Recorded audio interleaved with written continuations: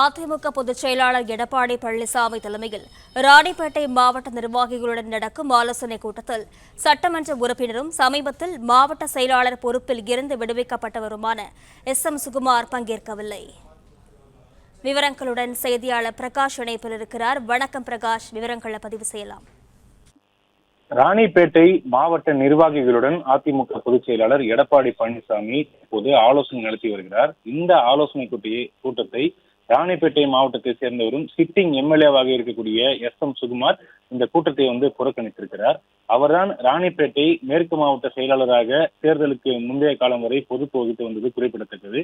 தேர்தலுக்கு பின்னர் அதிமுகவில் ஏற்பட்ட குழப்பம், அதிமுக 2 அணிகளாக பிரிந்த போது எஸ்.எம். சுகுமார் வேலுமணி அவருடைய தலைமையை ஏற்று தனி அணியாக செயல்பட்டு வந்தார். அதனையடுத்து அவர் வகித்து வந்த ராணிப்பேட்டை மேற்கு மாவட்ட செயலாளர் பொறுப்பு பறிக்கப்பட்டு அவருக்கு பதிலாக சுமை தாங்கி ஏழுமலை என்பவருக்கு அந்த மாவட்ட செயலாளர் பொறுப்பானது வழங்கப்பட்டது.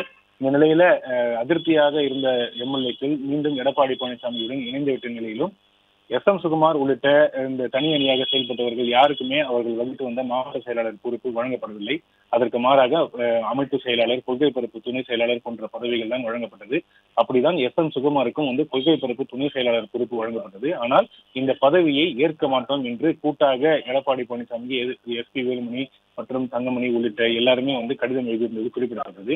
இந்த சூழ்நிலையில் இன்று தினம் ராணிப்பேட்டை மாவட்ட நிர்வாகிகளுடனான ஆலோசனை கூட்டத்தை எடப்பாடி பழனிசாமி கூட்டி தற்போது இந்த கூட்டமானது நடைபெற்று வருகிறது.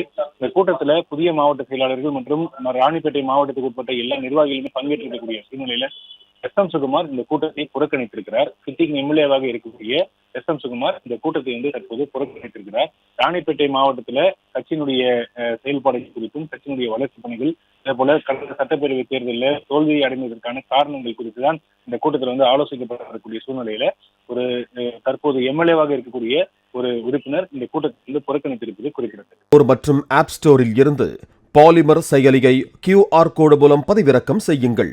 செய்திகளை உடனுக்குடன் பெறுங்கள்.